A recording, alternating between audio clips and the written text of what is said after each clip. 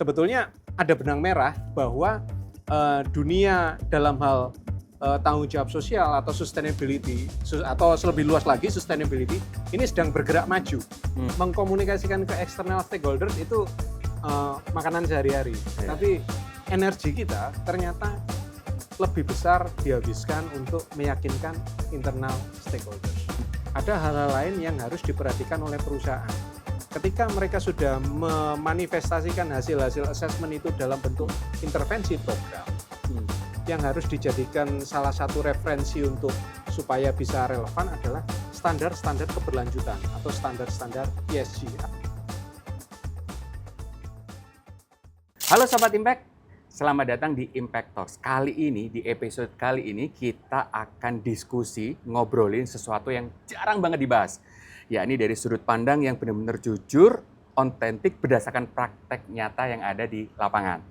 Kita akan berdiskusi terkait apakah ya dalam hal ini CSR, khususnya nanti di aspek pemberdayaan masyarakat, itu benar-benar memberikan manfaat nyata kepada perusahaan dan masyarakat. Kita akan diskusi dengan narasumber yang sangat luar biasa, yang benar-benar saya bisa menyebutnya beliau ini pakar gitu ya. Tapi beliau nggak mau disebut pakar, disebutnya praktisi terkait dengan keberlanjutan CSR, khususnya terkait dengan pemberdayaan masyarakat. Narasumber kita kali ini ya sudah bergerak di bidang pemberdayaan masyarakat lebih dari 25 tahun. Sudah dari 3 industri yang berbeda. Dulu pernah bekerja di industri terkait dengan perkebunan, kemudian bekerja di industri FMCG, dan mungkin terakhir sekarang di industri pertambangan. Narasumber yang keren berikut ini bernama Dito Santoso. Mas Dito, thank you banget. Salam dulu. Thank you banget sudah meluangkan waktunya. Kalau bicara mengenai Mas Dito, bayangkan, beliau seringkali diminta oleh pimpinan atau direksinya bagaimana program-program pemberdayaan masyarakat, bagaimana program-program CSR perusahaan itu benar-benar memberikan manfaat kepada perusahaannya dan kepada masyarakat. Di lain sisi, besoknya ternyata Mas Dito sudah turun langsung ke lapangan gitu, diskusi dengan masyarakat, diskusi dengan penerima manfaat, diskusi dengan petani. Tapi selain itu, beliau juga menyusun banyak sekali buku yang ada di sini ya. 6 buku ya, kalau 7 Okay. luar biasa. 7 buku sudah diproduksi, dihasilkan dari pemikiran Mas Dito yang sangat luar biasa terkait khususnya nanti terkait dengan aspek keberlanjutan. Nanti akan ngomongin social license, ngomongin community involvement and development, bahkan terkait dengan internal stakeholder sendiri. Nanti kita akan diskusi banyak terkait dengan buku-bukunya Mas Dito. Jadi kita di sini di Impact Talks kali ini kita akan diskusi terkait sebenarnya apakah memang program pemberdayaan masyarakat itu benar-benar berhasil, itu dikatakan parameternya apa? Apakah memang program pemberdayaan masyarakat itu benar-benar harus dijalankan oleh perusahaan atau memang ya udah paper aja atau di kertas saja gitu ya. Kemudian yang kedua kita akan berdiskusi terkait dengan bagaimana sih menjaga integritas gitu ya. Menjaga integritas perusahaan itu harus bikin program pemberdayaan masyarakat, di lain sisi harus mempertahankan dampak, di lain sisi juga harus mitigasi resiko gitu ya. Kemudian yang ketiga kita akan belajar gitu ya dari Mas Dito yang sudah sangat berpengalaman gitu ya, apa saja sih yang harus dilakukan gitu ya. Bagaimana membuat program-program yang benar-benar berdampak, bahkan sudah didokumentasikan melalui buku-buku beliau. Mas Dito, memulai karir ya dari NGO ya, dari komunitas World Vision, kemudian jadi trainer dan konsultan di Bina Swadaya gitu. Kalau ngomongin Bina Swadaya ini kan core of the core-nya, mungkin banyak seorang pemberdaya yang lahir dari Bina Swadaya gitu ya. Kemudian bekerja di korporasi multinasional ya dan nasional. Sekarang bergerak di industri pertambangan. Sebenarnya kalau ditarik dari benang merahnya Mas gitu ya. Sebenarnya apa sih yang Mas Dito cari gitu ya. Kalau ngelihat profilnya Mas Dito bisa di-search buku-bukunya juga luar biasa. Apa sih gitu ya yang Mas Dito cari gitu ya, dan sebenarnya momen apa yang benar-benar menjadi turning point, kenapa kok Mas Dito seneng banget, saya bilangnya seneng banget di bidang ini gitu Mas. Mana ya? Ceritanya itu panjang. Mau dibikin panjang atau mau dibikin pendek? Ya, nama cerita dalam itu gitu kan. Oke. Lucunya dulu ketika selesai kuliah itu saya nggak sempat kepikir mau bekerja di bidang apa. Tapi mungkin karena dinamika ketika kita bertemu dengan teman-teman waktu kuliah, kemudian bergerak di beberapa organisasi gitu kan, pada akhirnya memutuskan beberapa saat sebelum lulus saya memutuskan saya mau terjun di bidang non-profit sektor atau di NGO. Cita-cita yang aneh untuk seorang yang lulusan Fakultas Ekonomi, yang harusnya kerja di bank atau kerja di perusahaan. Tapi ya akhirnya terjadilah apa yang diniatkan gitu kan. Bekerja di NGO sebagai profesional kurang lebihnya 10 tahun, kemudian 15 tahun berikutnya bekerja di private sector. Nah, kenapa kok terjadi sebuah peralihan dari NGO ke private sector? Nah, kalau di Indonesia saya pikir kadang-kadang kalau kita berpindah dari dari non-profit sektor ke private sector, itu kayak orang berpindah agama. Jadi banyak orang yang mempertanyakan gitu kan, tapi saya jalaninya biasa-biasa aja. Tapi ada satu cerita unik kenapa saya juga tertarik untuk bagaimana bekerja dalam bidang pemberdayaan masyarakat atau corporate social responsibility secara lebih luas, tapi di private sector. Jadi ceritanya ketika saya kurang lebihnya 10 tahun di NGO, tengah-tengah itu saya sempat berinteraksi dan menjadi konsultan untuk pemberdayaan masyarakat di beberapa perusahaan. Dari situ saya timbul pertanyaan. Pertanyaannya, kenapa kok perusahaan harus melakukan pemberdayaan masyarakat? Bukannya itu adalah tugas dari pemerintah atau bahkan tugas atau pekerjaan dari teman-teman di NGO. Nah, pertanyaan itu terus bergulir sampai dengan kurang lebihnya sekitar saya baru bergabung dengan private sector itu sekitar 2011 awal. 2010 muncul ISO 26000. Nah, disitulah saya merasa mendapatkan jawaban kenapa perusahaan harus menggeluti apa yang disebut dengan tanggung jawab sosial perusahaan. Karena apa? ISO 26000 memberikan definisinya. Nah, di situ saya pikir, saya sudah dapat jawabannya. Enlightenment-nya saya dapat di situ. Sempat ada ini nggak, pergolakan batin nggak? Biasanya kan gini, kalau teman-teman dalam tanda kutip bekas atau pernah bekerja di NGO, kemudian menjadi corporate, itu kan sudut pandangnya berbeda banget. Nah, kalau NGO kan dari masyarakat, biasanya kan selalu kontra dengan perusahaan, sekarang di sisi perusahaan. Sempat ada shifting itu nggak? Nah, shiftingnya itu bukan soal karena berpindah sisinya, tapi lebih ke soal managerial style. Kalau kita di NGO itu kan biasanya gayanya sangat-sangat liberal, kemudian sangat-sangat kadang-kadang kalau NGO yang masih sifatnya communal base itu dia bisa menjadi sangat-sangat selengean. Nah, ketika masuk ke perusahaan kan lebih tertata, lebih terstruktur, ada KPI dan lain-lain. Nah, untungnya background pendidikan saya agak mendukung karena saya berkuliah di manajemen kan. Jadi kita bisa mengelola soal project management, program management, bagaimana membuatnya secara tertata, terkelola, kemudian terukur, itu saya bawa masuk. Seperti itu. Kalau soal karena kita berpindah sisi yang kalau tadinya Mas Rio mengatakan tadinya berpihak kepada masyarakat, sekarang berpihak pada perusahaan, itu malah saya nggak mengalami semacam cultural gap di situ. Karena saya merasakan karena fungsi saya baik ketika bekerja di NGO maupun bekerja di perusahaan, saya jadi fasilitator. Bridging one side to the other side. Artinya malah membuat jembatan yang semakin kuat ya, menghubungkan antara bagaimana cara berpikir teman-teman NGO dan cara berpikir teman-teman korporasi, sehingga ini malah diintegrasikan, dijembatani, itu malah suatu hal yang powerful gitu. Nah, saya kira memang itu yang menjadi challenge-nya kita berkarya di bidang ini, bagaimana kita menjembatani berbagai macam kepentingan atau berbagai macam pemangku kepentingan bahkan untuk bisa menemukan satu titik temu di mana kita bisa bekerja bareng dan creating bigger impact.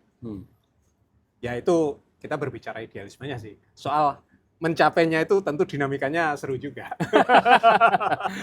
Mas, berarti kan saya ngelihatnya Mas Dito ini sudah empat arena gitu ya. Satunya bekerja di NGO, kemudian pernah bekerja di perusahaan multinational company gitu ya, saya sebut nama katakanlah Danone gitu ya, FMCG, kemudian bekerja di industri terkait dengan perkebunan di ANZ gitu ya, dan terakhir sekarang di Indexim, di pertambangan. Sebenarnya kalau melihat keempat industri, empat perusahaan atau empat bidang ini, apa perbedaan paling mencolok ya ketika memandang dalam kali ini CSR dan pemberdayaan?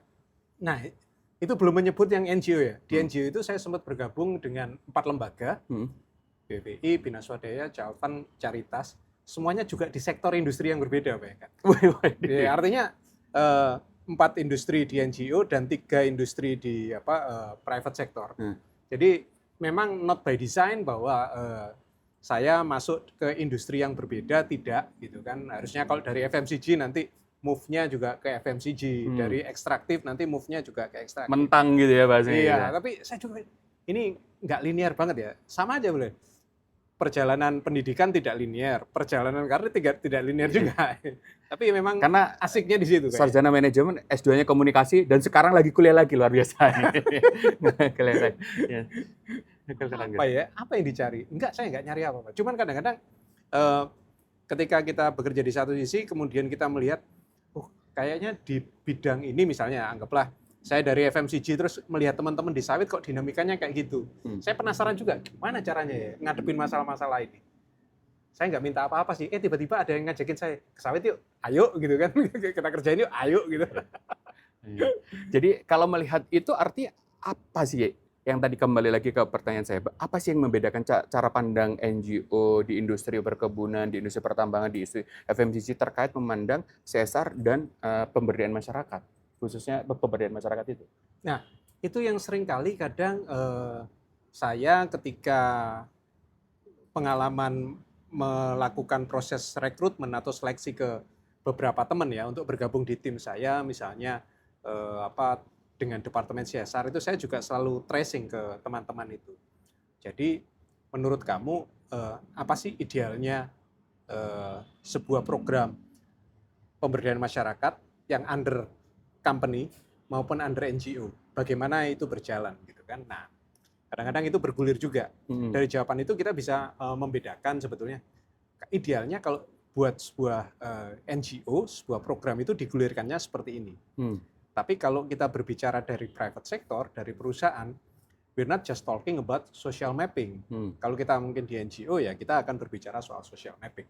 Tapi ketika kita berbicara di private sector, ada banyak hal yang dipertimbangkan selain social assessment atau social mapping. Which is itu ada yang disebut dengan risk mapping, ada yang disebut dengan stakeholder mapping. Nah itu akan menjadi pertimbangan. Belum lagi hal-hal yang lain, misalnya bagaimana dengan regulatory mapping gitu kan, bagaimana kita memetakan atau mengidentifikasi kebijakan-kebijakan publik yang bisa mensupport atau justru bisa menghalangi perkembangan sebuah bisnis. Itu kan kita juga mencoba mengidentifikasi itu. Nah, kalau bagaimana membuatnya itu menjadi landing dalam inisiatif-inisiatif pemberdayaan masyarakat atau CSR, ya kita harus meraciknya jadi satu. That's the challenge, that's the uniqueness, dan itu bagaimana orang yang berperan sebagai fungsi pemberdayaan masyarakat atau CSR di dalam perusahaan itu bisa menjahit itu semua. Karena kalau ini nggak bisa dijahit semua, pasti akan timpang. Oke. Tapi kalau berdasarkan pengalaman Mas Dito, kalau industri berbeda, tapi ada pakem kan ya? Pakem-pakem terkait kalau ngomongin CSR, ngomongin pemberdayaan masyarakat itu akan ada pakem yang sama kan gitu? Nggak berbeda sekali kan gitu? Iya. Jadi pakem-pakem itu yang selalu dibawa sama Mas Dito ya? Iya, kurang lebihnya sama. Jadi ketika saya misalnya gabung di satu perusahaan, masuk itu saya pasti akan melakukan quick scan terlebih dulu. Ada ini enggak? Ada ini enggak? Ada ini enggak? Ada ini enggak? Ada ini enggak? Kalau enggak ada, maka yang saya tawarkan kepada perusahaan, saya akan membuat ini dulu secara cepat. Kalau mungkin secara lengkap, oke lah, hiring consultant, oke, saya akan buatnya secara cepat terlebih dulu. Dari situ kita bikin gap analisisnya. Perspektifnya apa? Social mapping, risk mapping, stakeholder mapping. Dari situ kita bisa melihat, ternyata perusahaan menghadapi berbagai macam isu seperti ini. Masyarakat di sekitar dan stakeholder punya concern ini. Sudah kita petakan, kita melihat apakah sejauh ini dari perusahaan di mana saya misalnya baru landing di situ, sudah mengarah ke sini atau belum? Sejauh mana gap-nya? Nah, dari situ baru kita create, kita coba bikin program ini, seperti itu. Kurang lebihnya formatnya sama. Jadi kalau saya memberikan contoh gini, anggaplah kalau kita perusahaan perkebunan kelapa sawit yang sudah go international, pasti dia akan comply ke RSPO standar. Di RSPO standar itu ada yang namanya social assessment, ada yang namanya environmental assessment, ada yang namanya beberapa assessment, misalnya kalau dari sisi lingkungan itu ada namanya high conservation values assessment, HCV assessment, kemudian HCA assessment. Nah, ini akan menjadi semacam baseline bagi perusahaan untuk melakukan intervensi sosial dan lingkungan. Kita coba tarik masuk, misalnya masuk ke perusahaan pertambangan. khususnya perusahaan pertambangan di Indonesia. Ada peraturan dari Permen ISDM atau Kepmen ISDM yang menyatakan bahwa perusahaan pertambangan di Indonesia itu wajib melakukan PPM, program pengembangan dan pemberdayaan masyarakat. Nah, PPM disusun atas dasar apa? Harus ada social mapping. Nah, kemudian ketika di dalam social mapping ada unsur apa? Walaupun ada unsur stakeholder mapping secara kecil, tapi itu juga artinya secara esensial sudah masuk. Terus kalau kita melihat tidak hanya perusahaan tambang, mungkin seluruh perusahaan di Indonesia, standar penilaian kinerja lingkungan hidup dari Kementerian Lingkungan Hidup, kita berbicara proper. Proper sudah memasukkan unsur stakeholder mapping, social mapping masuk, risk mapping dalam perkembangan proper yang terbaru sudah masuk. Bahkan pengukuran dampak melalui SROI sudah masuk ke proper. Social innovation sudah masuk, semakin lengkap. Artinya apa? Sebetulnya ada benang merah bahwa dunia dalam hal tanggung jawab sosial atau sustainability, atau lebih luas lagi sustainability, ini sedang bergerak maju. Nah, pertanyaannya adalah, sudahkah kita atau teman-teman yang sebagai private sector misalnya, itu bergerak maju seiring dengan perkembangan ini? Karena kalau tidak, mereka akan tertinggal. Satu contoh dengan perkembangan bukan wacana ya, ESG sekarang. Semua orang seolah-olah menganggap ini sebagai platform yang baru, tapi sebetulnya esensinya itu kan sudah secara luas mulai merebak sejak adanya isu sustainability kan. Nah dari sini nih, siapa yang mulai berkejaran menuju ke sana? Akankah kita tertinggal? Investor tertarik dengan ini loh, lenders tertarik dengan ini loh. Nah ini bagaimana perusahaan catch up dengan itu. Nah fungsi kita sebetulnya teman-teman di bidang CSR atau pemberdayaan masyarakat, itu bagaimana mereka mengalign kepentingan bisnis, sosial, dan lingkungan yang dijahit melalui beberapa platform tersebut. Entah itu ESG ataupun yang lain, gitu. Ataupun SDGs atau yang lain. Gampang, itu kayak kerja jadi pemerintah ya. Jadi kita ini perusahaan atau pemerintah sebenarnya, kerjain semuanya. Iya. Jadi boleh saya katakan 3 hal penting paling dasar fundamental, katakanlah harus punya social mapping, risk mapping, sama stakeholder mappingnya. Yes, nah, untuk konteks lapangannya ya. Konteks lapangan seperti itu loh. Oke. Nah, sebenarnya dari ketiga hal tadi Mas, dalam hal ini social mapping, risk mapping, stakeholder mapping, bagaimana sih sebenarnya cara yang efektif agar dari dokumen ini waktu merencanakan sebuah program itu benar-benar nanti itu menghasilkan sebuah dampak yang diinginkan, minimal bagi perusahaan maupun bagi masyarakat itu sendiri, gitu Mas. I think that's the biggest challenge ya yang dihadapi oleh perusahaan-perusahaan. Artinya ketika saya bergabung dengan beberapa perusahaan di mana saya pernah masuk di dalamnya, termasuk beberapa juga mendampingi atau mengkonsultani, pertanyaan awal saya itu seringkali adalah ketika kalian sudah punya hal-hal yang seperti Mas Rio sebutkan tadi, sudahkah dilakukan pembahasan secara terintegrasi?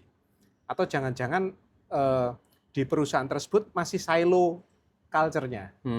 Jadi ya hasil mappingnya untuk departemen A itu ya milik departemen A sendiri, departemen B departemen sendiri. Saya selalu mempertanyakan, sudahkah dilakukan integrated workshop?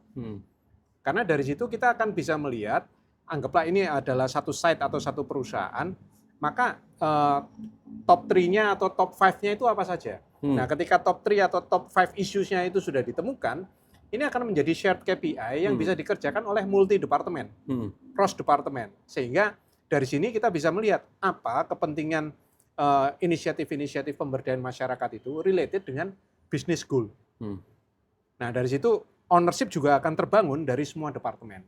Nah problemnya banyak perusahaan ketika ditemui itu mereka masih berjalan silo, parsial, departemen-departemen, sehingga ya ini urusan departemenmu sendiri, urusan ini urusan departemenmu sendiri.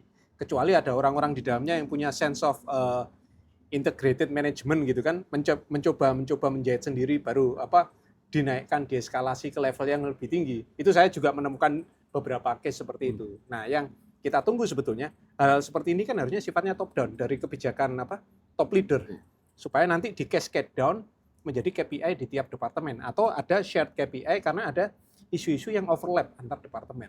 Iya, karena kan prakteknya nih ya. Iya. Kalau kita ngomong prakteknya, social mapping punya, stakeholder mapping punya, risk mapping punya. Jadi dokumen nice to have. Gitu kan? Yes, Ya kan, betul, gitu kan? iya. Ketika dibaca, loh ini, wah kok jadi dokumennya karena apa? Biasanya dikerjain oleh pihak ketiga atau konsultannya, Mhm, dokumennya tebel, males baca, sehingga mhm, benar-benar nggak tahu konteksnya. mhm. Atau malah dicocok logikan. Biasanya kan Nah, perusahaan nitip, aku nitip mau buat program ini. Karena kan program biasanya dasarnya dari pemetaan sosial, cocoknya bikin mhm, program ini. Tapi programnya jalan dulu karena nggak punya dokumen social mapping. mhm, Jadinya kayak dicocok logikan, nanti nitip dia iya. masukin. Nah itu, untuk menghindari itu, caranya seperti apa, Mas?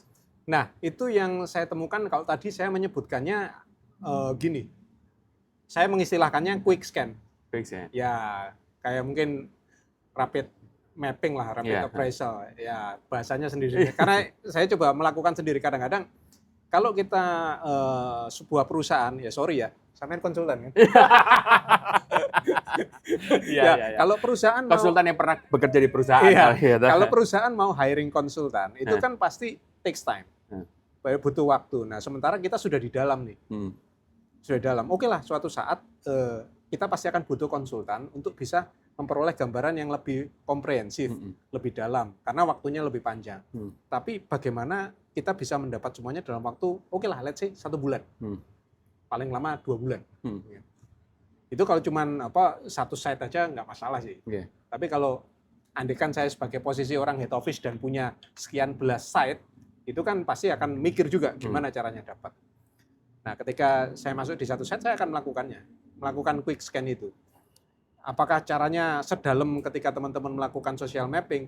Ya nggak dalam sih. Tapi kan kita belajar dari data sekunder, kemudian observasi lapangan, hmm, interview dengan beberapa, cepat aja kita melakukannya. iya, Yang penting kita punya dapat gambaran yang lebih cepat, tapi hmm, nggak kasar-kasar amat, tapi kita juga dapat data sekunder yang suportif.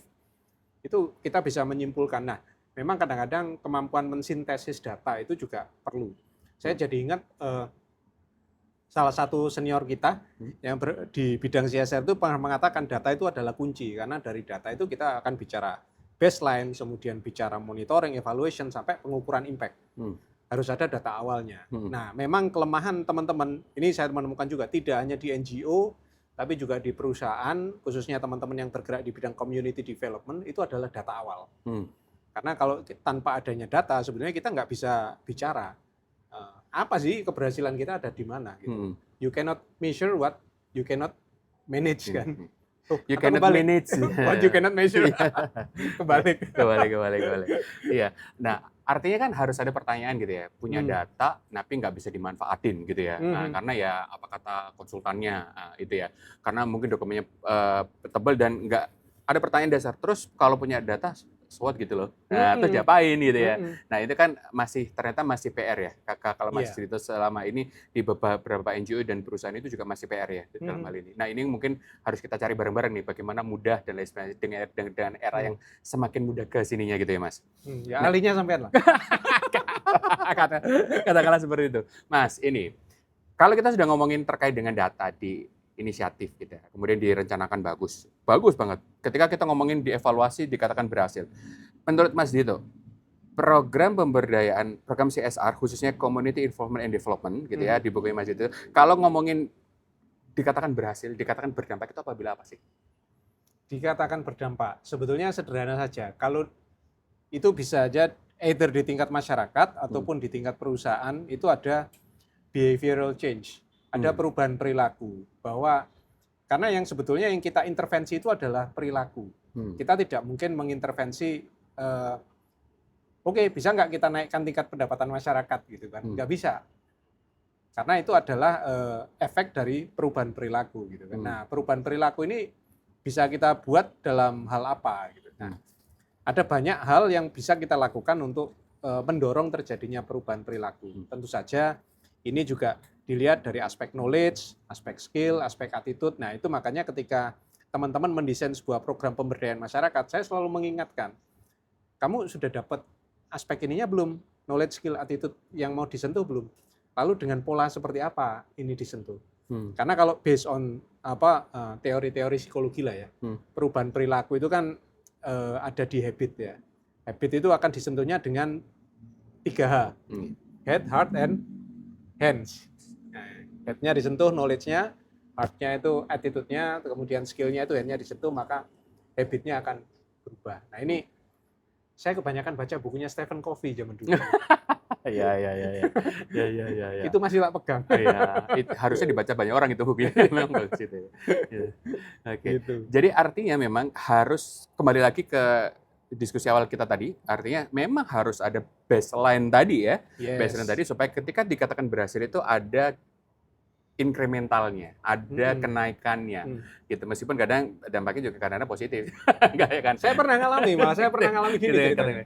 Sebuah program disuruh gelinding dulu, Nah, karena udah jangan kebanyakan konsep, jalan dulu aja. Yang penting program harus segera berjalan. Oke, gue jalanin.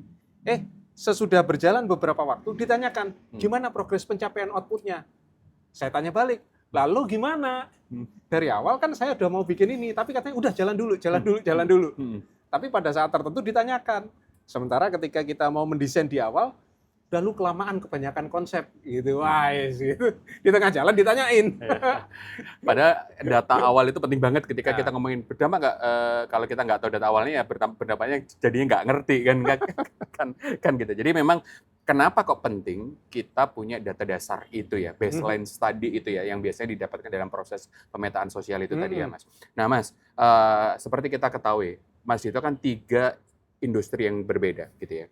Ketika ada sebuah konsep yang dipopulerkan oleh Porter and Kramer, creating share value, sebenarnya perusahaan itu harus nggak sih mengadopsi teori ini? Padahal ini kan pendekatan strategi bisnis banget gitu ya, dalam hal ini. Harus nggak sih mengadopsi bahwa kalau program CSR itu harus memberikan manfaat kepada masyarakat dan perusahaan gitu? Gimana Mas itu melihatnya? Ya, saya kira CSV itu pendekatan yang baik ya. Karena apa? Dia mencoba mensinergikan atau mengalign antara kebutuhan perusahaan dengan kebutuhan masyarakat. Sebetulnya saya sih suka iseng aja. Teori CSV baru ditongolin Porter and Kramer tahun berapa ya? 2011. 2011 nah, ya. Dipopulerkan ya. Oke. Perkebunan sawit inti dan plasma termasuk petani smallholder sudah ada sejak tahun berapa ya? Nah itu. Iya, sejak pertama kali sawit masuk ke Indonesia. Betul. Dan itu sudah terjadi. Berarti sebetulnya pola CSV itu sudah terjadi di 100 tahun sebelumnya gitu. Kalau menurut saya secara sederhana, mungkin koreksi kalau baru saya dibukukannya, baru diteorikannya oleh Porter and Kramer tahun 2011. Nah, apakah semua perusahaan bisa melakukan itu? Saya kira akan kembali ke resource-nya perusahaan. Apakah dia membutuhkan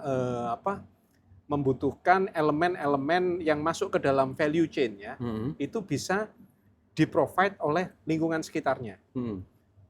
Kalau mereka memang bisa, bagus.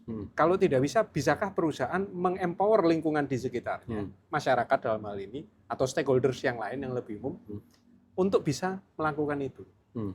Tapi jika tidak, maka perusahaan akan melakukan investasi yang jauh lebih panjang, jauh lebih besar, untuk mempersiapkan stakeholders atau masyarakat di sekitarnya untuk bisa terlibat di dalam proses masuk ke dalam value chain itu.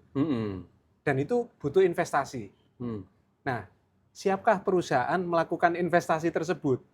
Jangan-jangan, kan kalau kita berbicara bisnis itu kan selalu targetnya short term, umumnya short term. Saya pengen hasil cepat. Nah, sementara mendevelop suatu komunitas atau suatu masyarakat untuk bisa mereka pada akhirnya align dengan proses berkontribusi di dalam value chain, itu takes time.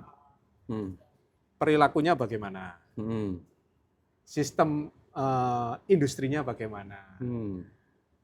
Itu bukan waktu yang pendek itu. Oke, memang butuh komitmen di situ. Yes. Jangan melihatnya bukan sebagai cost center, tapi sebagai investment. Investment di Gitu. situ. Wah, itu luar biasa sekali. Nah, Mas, sorry, tadi sedikit terlupa. Kalau melihat fenomena di Indonesia gitu ya, karena proper mengendorse salah satu tools metodologi pengukuran dampak ini, apakah memang harus keberhasilan sebuah program itu harus terlihat dari SROI-nya, rasionya lebih dari 1 gitu? Ya, itu lucu sekali ya. Karena kan kadang-kadang bukan sulap, bukan sihir gitu ya, kayak bukan lagu ini kan gitu. Saya pernah diskusi sama teman-teman tuh gini. Ini SROI-nya angkanya udah 7, 8. Oke. Terus saya bilang, lah kalau SROI-nya udah 7 sama 8 ngapain lu dampingin gitu. Udah lebih pintar dari kita gitu. Makanya gimana Mas melihat fenomena ini seperti apa ini? Ya, saya juga pernah dapat cerita, ada sebuah perusahaan baru melakukan program 3 bulan terus minta diukur ROI-nya gitu kan. Ya, buat saya ya sebetulnya itu sangat-sangat pragmatis gitu kan. Kalau hanya mengejar angka saja, kita contoh orang satu kampung kita kasih paket sembako gratis misalnya, terus dalam waktu 1 bulan sembakonya nggak habis, masih bisa dimanfaatkan. Kita bisa ukur mereka dapat melakukan penghematan berapa kan. Tapi betulkah terjadi perubahan perilaku? Betulkah terjadi perubahan dampak ekonomi dalam jangka waktu yang lebih panjang? Ya kalau ROI-nya hari ini kita melakukan pembagian sembako tanggal 1 Januari, kemudian diukur 30 Januari dan dibuat report, dapat pasti.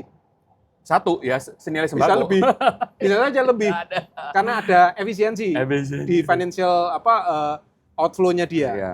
Tapi kalau kita ukur sampai 1 semester, sembakonya dibagi cuma 1 kali. Makan kenyang bulan Januari, Februari sampai Juni di mana? Berarti Mas Dito habis ini harus ngukur ROI-nya MBG nih berarti.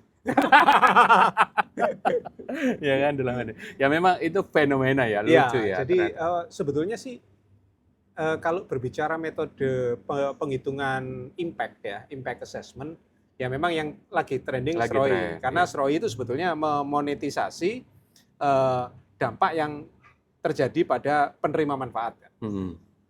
Nah, yang sekarang berkembang kan ada ROSI ya. Ya, Return on Sustainability Investment. Kalau ini kan yang menjawab untuk bisnis. Ya, nah, itu yang sebetulnya yang harus dijual oleh teman-teman dari departemen CSR atau community development untuk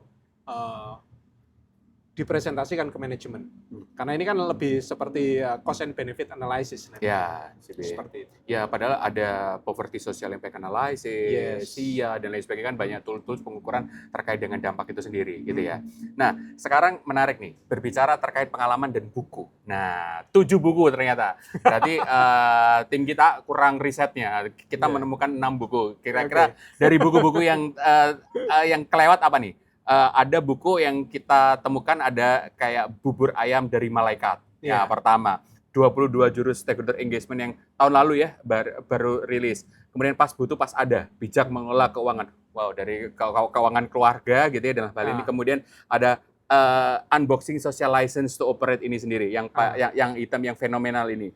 Kemudian CID ya, CID dalam hal ini catatan inspirasi praktis, CSR dalam pengembangan masyarakat. Kemudian bagaimana mengkomunikasikan IDD sustainability. Satu lagi apa nih?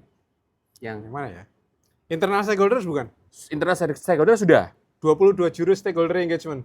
22 jurus stakeholder engagement sama internal stakeholder tadi itu yang mungkin yang belum ya. Ya, internal stakeholder ini. Nah, Mas, dari ke-6 buku boleh nggak cerita sedikit buku ini terkait apa, kenapa kok bikin buku ini gitu ya? Boleh nggak cerita sedikit aja? Yang mana? Semuanya dong ini yang ini, yang ada di sini aja nih dalam hal ini. Dari mulai menulis buku itu karena COVID waktu itu. Jadi karena kita tidak bisa berinteraksi, sementara teman-teman berinteraksinya lewat WhatsApp group. Kemudian ada beberapa tulisan yang seringkali saya posting di WhatsApp group, terutama untuk internal tim waktu itu di perusahaan. Nah, kemudian dikembangkan menjadi sebuah bentuk buku ya, formatnya saya lebih buat populer sedikit tweak sedikit lah. Nah, kalau buku-buku ini sebetulnya ada 7 buku in between 2020 sampai sekarang. Nah, 5 diantaranya itu lebih mengarah ke isu-isu CSR, community development dan sustainability serta ESG lah sedikit. Tapi 2 lainnya memang agak misah sendiri. Jadi yang 2 yang agak terpisah sendiri itu satu Pas Butuh Pas Ada. Pas Butuh Pas Ada itu buku soal family financial planning. Kenapa demikian? Karena di luar aktivitas profesional, saya juga terlibat di pengurus kredit union, koperasi kredit. Jadi saya sempat 2 periode jadi ketua pengurus, kemudian berperiode-periode menjadi anggota pengurus. Nah, di situ, salah satu pilar kredit union adalah pendidikan bagi anggota. Nah, buku Pas Butuh Pas Ada itu adalah artikel-artikel di mana saya memberikan di buletinnya koperasi kredit, itu dicantumkan di situ, dikumpulkan jadi 1 buku. Jadi itu family financial planning. Nah, buku yang satu lagi yang agak out of topic itu bubur ayam dari malaikat. Bukan diaduk atau enggak itu ya? Bukan. Oh. Atau tim biasa. Tinggal tanya pakai apa sate hati atau sate ampla. Nah, bubur ayam dari malaikat ini bicara soal pengalaman spiritual ketika saya sakit COVID. Saya sempat sakit COVID lama dan berat, kemudian dari situlah saya mencoba bagaimana memotivasi teman-teman yang ada di sekitar yang juga waktu itu COVID belum berhenti. Jadi mengumpulkan pengalaman teman-teman dekat, sebagian itu yang mensupport saya selama COVID. Jadi itu kayak beberapa cerita, tapi kalau dirangkai itu satu cerita yang ada di sekitar. Jadi bagaimana COVID itu bisa kita hadapi dengan gotong royong. Jadi message-nya adalah gotong royong, solidaritas, kepedulian. Message-nya adalah social message. Meskipun kemasannya adalah pengalaman bagaimana kita going through masa pandemi. Itu dua itu. Nah, sebetulnya itu dua yang agak berbeda. Nah, yang 5 lainnya ini lebih terkait ke pengalaman selama berkarir dari dunia non-profit di NGO hingga ke private sector, menekuni community development, CSR, sustainability, dan sekarang eranya lebih banyak bicara ESG seperti itu. Nah, contoh buku yang pertama itu sebenarnya yang ini. Yang merah ini ya? Ya, orange sebetulnya, bukan merah itu. Kelihatannya merah ya. Iya, orange. CID ini singkatan dari Community Involvement and Development, itu salah satu subjek intinya ISO 26000. Jadi ini kita coba untuk berbicara praktek-praktek pemberdayaan masyarakat yang harusnya ideal ya. Ada social mapping, risk mapping, stakeholder mapping, baik dari sisi NGO maupun dari sisi private sector. Iya, sebentar Mas. Jadi orang itu masih beranggapan bahwa CSR itu hanya CID, padahal CID itu bagian dari CSR itu sendiri ya. Karena ada 7 core subject, satu core subjectnya itu yaitu CID ini ya. Ini bisa 2 SKS ngomongnya. Nanti banyak. Oke, selanjutnya buku selanjutnya. Oke. Nah buku kedua itu yang hijau ini sebetulnya. Ini CSR dan kolaborasi lintas sektor. Ini CSR dan kolaborasi lintas sektor. Ya, ini lebih bicara soal bagaimana program-program pemberdayaan masyarakat itu juga harus menggerakkan multi stakeholder collaboration sehingga bukan hanya ini bebannya satu pihak, ini bebannya satu pihak. Kan kalau di Indonesia seolah ini tugasnya perusahaan. Nah, gitu kan, padahal perusahaan itu adalah salah satu aktor pembangunan. Nah, aktor pembangunan yang lain siapa? Ada pemerintah, ada universities, ada media, ada NGO. Jadi seolah-olah perusahaan dibrekin semua. Nah, di sini sebenarnya bagaimana bercerita pengalaman-pengalaman praktis untuk membangun kolaborasi lintas sektor itu, lintas pemangku kepentingan. Oke. Yang kedua. Oke. Yang ketiga yang mana? Yang mana ya? Saya jadi lupa. Yang ketiga. Sebetulnya ya yang pertama itu ini, yang kedua tadi yang soal financial planning. Ini yang ketiga sebenarnya. Oh, kemudian yang sesudah itu adalah yang 22 jurus stakeholder engagement. Oh ya, oke. Nah, 22 jurus stakeholder yang engagement. Yang biru ini ya? Yes. Nah, ini ya bisa nanti aja. Nah, 22 jurus stakeholder engagement itu berbicara soal bagaimana para praktisi community development atau stakeholder relation itu mulai proses memapping sampai dengan memanage dan memonitor pola stakeholder engagement di lapangan. Tapi dalam bentuk cerita yang mengalir. Oke. Jadi kalau baca buku 22 jurus stakeholder engagement, nanti pertanyaan kenapa kok 22 jurus? Ya, betul. Berarti akan ada yang ke-23, 24, dan 25. Sebetulnya iseng, karena pada waktu itu kita bikinnya di tahun 2022. Oke. Ini adalah buku yang terlama yang kami tulis, karena kami nulisnya berlima, dan saya sempat sakit COVID dan tidak aktif selama kurang lebihnya 3-4 bulan. Dan itu stuck prosesnya. Dan akhirnya terbit, dan kemudian salah satu teman yang menulis buku ini juga sudah meninggal, Bang Karel. Oh, Bang Karel. Bang Karel, nah itu kita terlibatnya keroyokan waktu itu. Itu buku yang ketiga lah dari soal CSR ini. Nah, yang buku yang cukup menjadi bestseller itu yang orange, kemudian yang 22 jurus, dan yang berikutnya adalah yang hitam, Unboxing Social License to Operate. Ini sebetulnya bagian dari pembelajaran saya ketika masuk ke industri tambang. Industri tambang. Banyaknya permasalahan, banyaknya tantangan yang ada gitu ya. Kenapa? Saya tanya ke beberapa teman tentang social license to operate. Tidak ada satupun yang bisa menjelaskan secara komprehensif. Akhirnya I'm doing my own research ya. Saya cari teori-teorinya, terus case-case-nya ada di mana, buku-bukunya siapa, lalu Dan ketemulah beberapa teori, terus akhirnya, oh ternyata gini, oh pengalaman saya kayak gini. Saya sambung, jadi dari pengalaman masuk ke teorinya Thomson dan Boutillier itu, ya akhirnya jadilah buku Unboxing Social License to Operate. Ya. Konon sih kalau Mas Jalal pernah bilang ini buku pertama tentang SLO di Indonesia. Yeah. Meskipun ini secara sederhana, tapi untuk orang yang baru mengenal, pasti butuh. Nah apalagi ketika itu, saya bergerak di pertambangan, saya tanya kawan-kawan satu-satu, bisa nggak kamu jelasin pada saya social license to operate itu apa? Waktu itu belum booming training SLO, indeks SLO belum ada.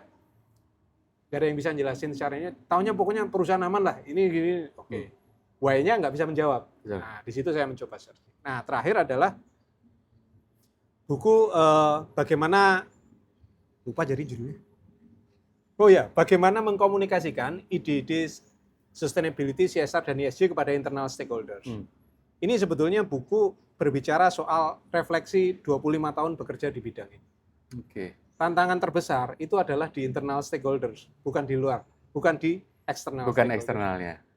Itu aja sih. Ini memang, jatuh bangun dan pedihnya kelihatan di buku ini sebetulnya. Jadi boleh nggak saya katakan, buku yang paling dekat dengan pengalaman, yang paling prosesnya disukai lah dalam hal ini adalah buku ini?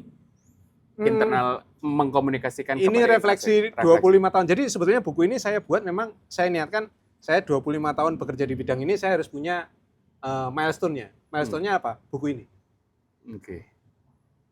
Apa yang mau kamu jawab di buku ini? Yang mau aku jawab dari buku ini adalah apa sih the biggest challenge selama kamu bekerja 25 tahun di bidang ini? Biggest challenge saya adalah how to ensure, how to convince the internal stakeholders about the ideas of CSR, ESG, and sustainability.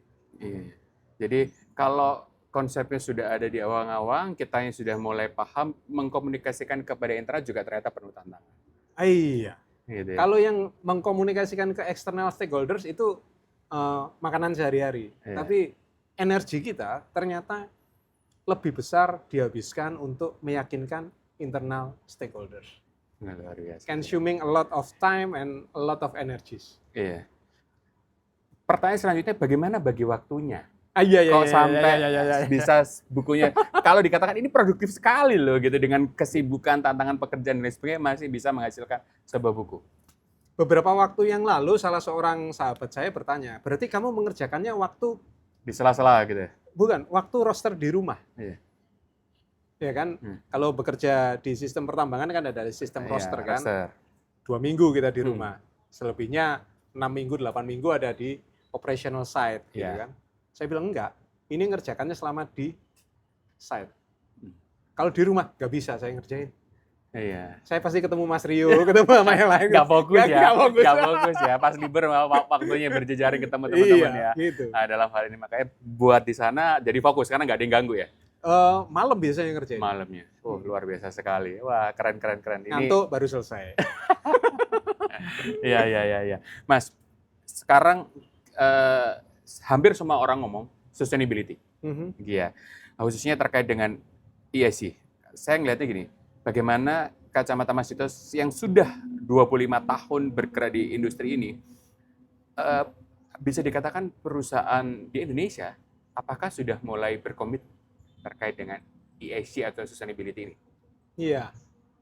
Ini kalau bicara kayak gini, sebetulnya banyak perusahaan itu menempatkan dalam ESG dalam kepentingan pragmatis hanya sebagai sebuah alat rating ansih.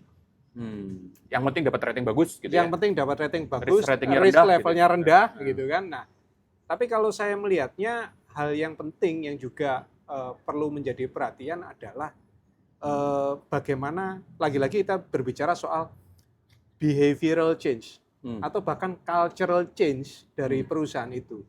Bagaimana membuat semuanya menjadi lebih terukur, gitu kan? Saat ini hanya sebagai ornamen, tempelan atau apa, tapi ini bisa menjadi salah satu drive. Nah, drive-nya ESG ini kan sebetulnya sifatnya adalah outside in, gitu kan? Driver dari luar. Kadang-kadang itulah tadi ketika saya berbicara, sebetulnya the biggest challenge adalah soal meng-convince internal stakeholders. Menginternalisasi dan mengintegrasikan tadi PR banget gitu ya. Tapi itu kan kita berbicaranya dari perspektif internal. mencoba menggerakkan dari internal. Hmm. Nah, kadang-kadang susah juga. Akhirnya kadang-kadang kita butuh yang namanya external driver. Nah, ESG ini menjadi salah satu external driver. Hanya saja ketika perusahaan melihatnya ini masih sebatas sebuah rating standar untuk dia bisa mengejar skor, mengejar harga saham jadi lebih baik, mengejar supaya investor atau lender menjadi lebih tasty dengan perusahaan. Sebetulnya itu adalah konteks yang jangka pendek, very very short term gitu kan. Sebetulnya ini yang kita lihat adalah tingkat maturity dari perusahaan itu. Ketika perusahaan hanya baru sekedar memandang itu sebagai sebuah rating pengukuran, baik-baik aja kok, nggak salah kok. Tapi nanti dia akan move to next step. Semakin mature. Idealnya loh ya, kan butuh proses untuk sampai ke sana. Ada perusahaan yang butuh waktu bertahun-tahun untuk sampai pada tingkat awareness sama tingkat maturity mengenai sustainability. Tapi ada yang butuh, 2-3 tahun. Saya kira itu sangat bergantung dari corporate leader-nya. Iya, karena kan kalau saya bisa bilang, ESG itu bisa lebih cepat diinternalisasi, diketahui oleh perusahaan karena drivernya adalah investor. Gitu ya. Kalau investor ngomong malah cepat, direksi kita akan langsung berfung gitu ya kadang-kadang. Tapi kalau ngomongin sesar, apa sih gitu ya tambahan itu. Sayangnya kan gitu, padahal kalau kita matchmaking itu hampir sama loh sebenarnya. Iya, kadang-kadang ini kehilangan the big why. Iya, jadi kayak ngeliatnya loh, karena memang didorong oleh investor jadi kayak langsung gitu ya direksi kita. Padahal KCSR ya taunya KCSR itu apa? Ya Komdev, filantropi, donasi, bagi sembako itu loh yang bikin garu kan seperti padahal hal yang sama tapi sudut pandangnya berbeda, drivernya berbeda sehingga penetrasinya juga berbeda. Nah, sekarang itu kan kalau kita ngomongin ESG itu kan banyak case greenwashing. Nah, kalau menurut Mas Dito gimana? Kalau nggak peduli data yang komunikasinya jadi salah-salah, akhirnya jadi greenwashing. Itu seperti apa Mas Dito melihat fenomena greenwashing ini? Sebetulnya publik itu nggak bodoh. Mereka semakin pintar ya semakin pintar, apalagi di era digital sosial media seperti ini. Segala informasi dapat diperoleh dari banyak sumber. Ini nggak regardless bahwa itu benar atau enggak. Segala informasi dapat diperoleh dari banyak sumber. Nah, ini juga bisa menjadi alat untuk memverifikasi atau bahkan memvalidasi informasi yang ditampilkan perusahaan benar atau enggak. Contoh yang sederhana, beberapa waktu yang lalu akhir tahun kemarin, satu perusahaan memperoleh predikat misalnya proper hijau atau proper emas gitu. Ternyata sesudah itu sekitar sebulan kemudian ada kasus dia pencemaran lingkungan. Nah, ini kan suatu hal yang lucu misalnya kayak gitu. Nah, jadi publik bisa menilai sendiri, stakeholder bisa menilai sendiri. Kalau toh dikemas dengan sangat rapi, cantik, ya saya juga sering kali memperhatikan ada perusahaan yang kemasannya sangat bagus, sustainability report-nya cakep, annual report-nya cakep, tapi kita tahu praktek lapangannya kayak apa gitu kan, ya saya cuma bilang nunggu kejedut aja sih. Jadi sebenarnya hal ini tuh gampang banget dilihat ya, oh ini greenwashing gitu ya dalam hal itu ya. Kalau dari kacamata Mas Dito sebagai pelaku praktisi gitu ya, dalam hal ini memang gampang banget gitu ya. Tapi kalau orang awam mengetahui ini greenwashing atau tidak, caranya seperti apa Mas? Ya, sebetulnya kalau lihat sekarang orang nyari informasinya itu kan lewat ini, googling. Dia browsing, dia mencoba mencari, tinggal dia compare aja data-datanya. Kecuali kalau kita tahu lapangannya, kita bisa cek betul nggak sih apa yang disampaikan itu, gitu kan. Kadang-kadang kalau kita melihat dari membaca dokumen-dokumen yang diterbitkan oleh perusahaan, let's say sustainability report-nya, itu ketika ada 1-2 statement yang sangat-sangat normatif, ini berarti sebenarnya perusahaan belum siap menginformasikan, atau bahkan dia sebelumnya belum melakukan. Atau mungkin sudah melakukan, tapi belum siap menginformasikan, belum pede, itu masih mending lah. Gitu kan. Tapi ketika normatif aja, itu kan jadi, sebetulnya lu bikin atau enggak sih? Gitu. Gue yang bodoh, gue akan tanya nih, lu bikin atau enggak sih? Hasilnya kayak apa sih? Iya. Jadi itu yang harus diwaspadai ya. Itu yang harus benar-benar menjadi concern perusahaan agar tidak melakukan praktek-praktek yang tidak baik atau greenwashing itu tadi ya. Tapi Mas, bagi perusahaan, tipsnya seperti apa? Kalau supaya tidak melakukan greenwashing atau memang mengkomunikasikan dengan benar, gitu. Apa tipsnya? Saya akan kembali ke yang pertama tadi aku sampaikan di depan. harus punya data awal yang cakep, yang oke lah, cukup untuk kita bisa bergerak, sehingga itu menjadi titik nolnya. Nah, ini juga harus disertai dengan fungsi controlling yang bagus. Ini nggak sekedar berbicara soal monitoring and evaluation, tapi kita berbicara soal controlling. Ketika kita berbicara soal controlling, ini bukan berarti internal control terus mengaudit, enggak, tapi kita betul-betul memastikan bahwa apa yang dilakukan dan apa yang dicapai itu relevan, sama. Hal yang berikutnya, kalau saya tadi berbicara mengenai ada aspek assessment itu misalnya ada risk mapping, stakeholder mapping, kemudian social mapping, ada hal-hal lain yang harus diperhatikan oleh perusahaan. Ketika mereka sudah memanifestasikan hasil-hasil assessment itu dalam bentuk intervensi program, yang harus dijadikan salah satu referensi untuk supaya bisa relevan adalah standar-standar keberlanjutan atau standar-standar ESG atau standar-standar industri. Dari situ akan terlihat misalnya, oh ini perusahaan sudah comply belum terhadap standar ini, pasal ini. Ini perusahaan sudah comply belum terhadap standar ini atau pasal ini. Nah, dari situ sebetulnya ini adalah ranah, kalau tadi kita bisa internal control melalui project management misalnya, ini adalah ranah eksternal untuk mendevelop sebuah assurance model misalnya. Kan kalau laporan sustainability report yang baik kan harusnya melalui proses assurance. Kan. Nah, di assure artinya ada external control, external validation yang harus melakukan itu. Cuman lagi-lagi balik ke tantangannya lagi. Apakah penyedia jasa assurer ini sudah melakukannya dengan benar? Atau cincai aja? Kan gitu kan. Tantangannya ada di situ, lagi-lagi balik ke integrity gitu. Jadi memang etika, integritas, akuntabilitas, itu nggak bisa lepas. Sudah tidak bisa kita tinggalkan gitu ya dalam hal ini.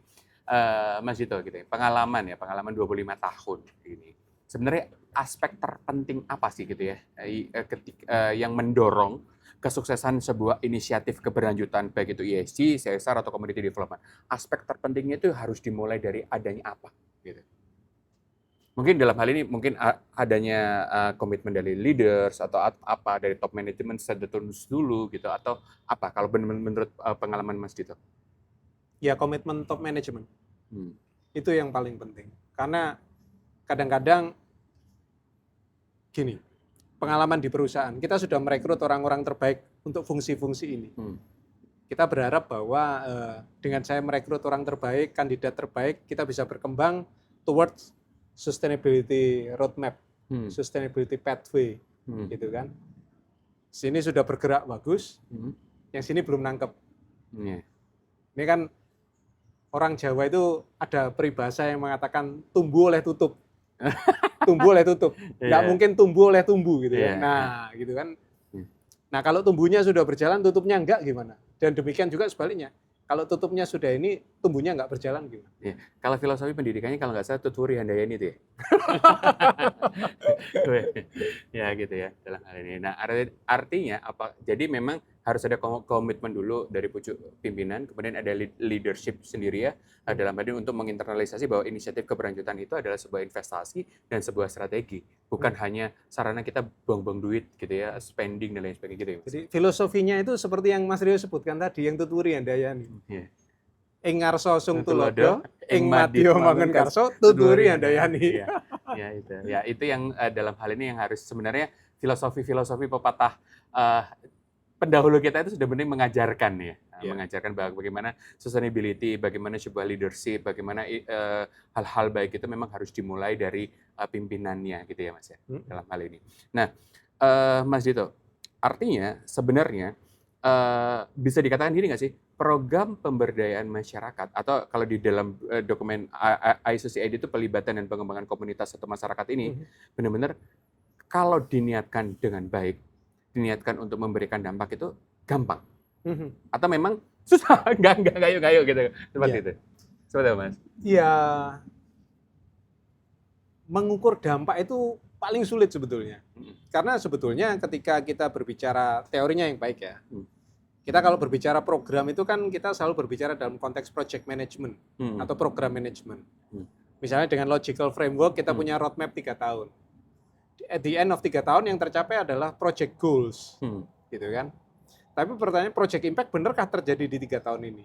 Atau justru ketika 5 tahun sesudah project selesai, project closure, baru kita ukur impact-nya. Masih bertahan nggak behavioral change ini? Nah, banyak pihak, either perusahaan ataupun NGO, itu skip this phase.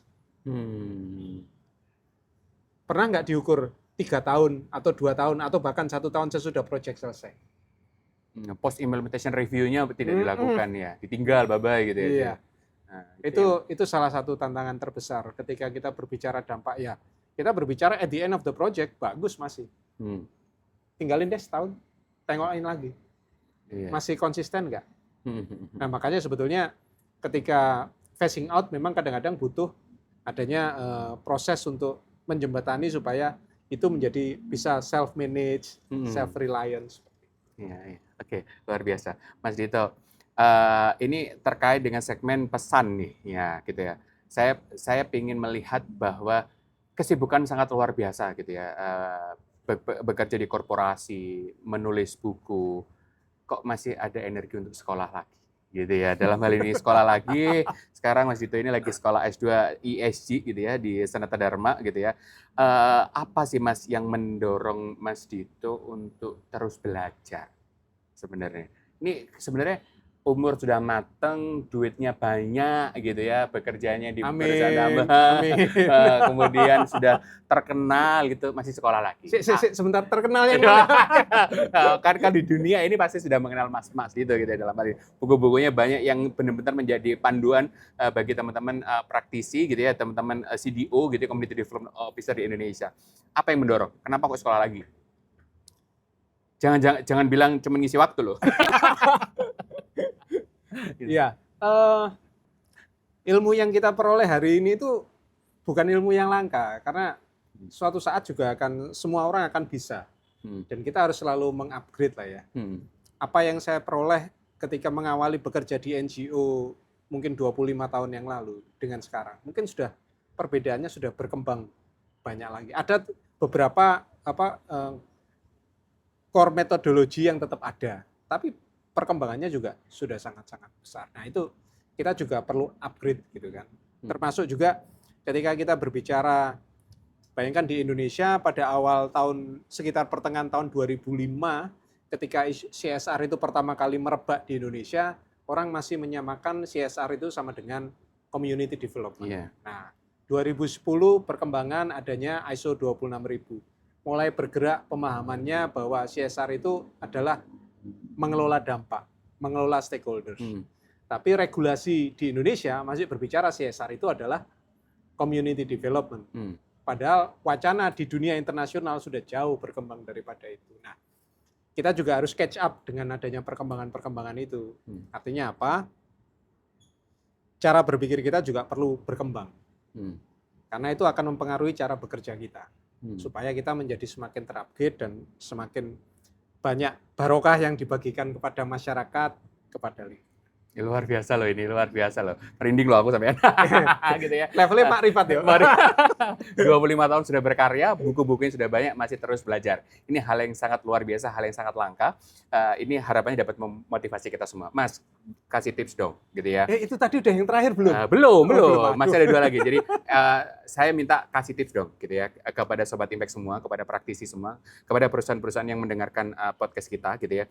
Bagaimana sih membuat program dalam hal inisiatif keberlanjutan gitu ya, ESG, CSR ataupun community development itu benar-benar dapat memberikan manfaat gitu ya kepada perusahaan dan kepada masyarakat atau penerima manfaat itu sendiri. Tipsnya dong gitu. Mau pendek atau panjang? Ya, terserah. Gitu ya. Ya, memang tips yang memang bukan di awang-awang gitu ya, bukan yang konsep ideal tapi benar-benar simple, doable. Keep it simple, doable dan impactful gitu ya. Seperti apa, Mas? 4 kata. Apa itu? Listen to your stakeholders. Listen to your stakeholders. Ini penting banget ya. Kenapa? Iya, kadang-kadang kita meng-create program itu dengan apa yang ada di kepala kita, apa yang ada di kepala perusahaan. Tapi kadang-kadang itu ada kesenjangan atau ada perbedaan dengan realita yang ada di lapangan, dengan ekspektasi yang ada di lapangan. Ini kita juga harus mendengarkan mereka.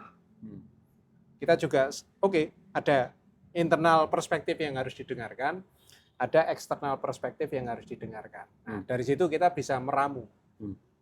Kira-kira untuk memanage all of our stakeholders ini, expectation-nya ini kudu ngapain? Oke. Jadi pertama-tama ya listen to your stakeholders. Ya, artinya boleh nggak saya simpulkan gini, berdasarkan dari listen stakeholder itu apa?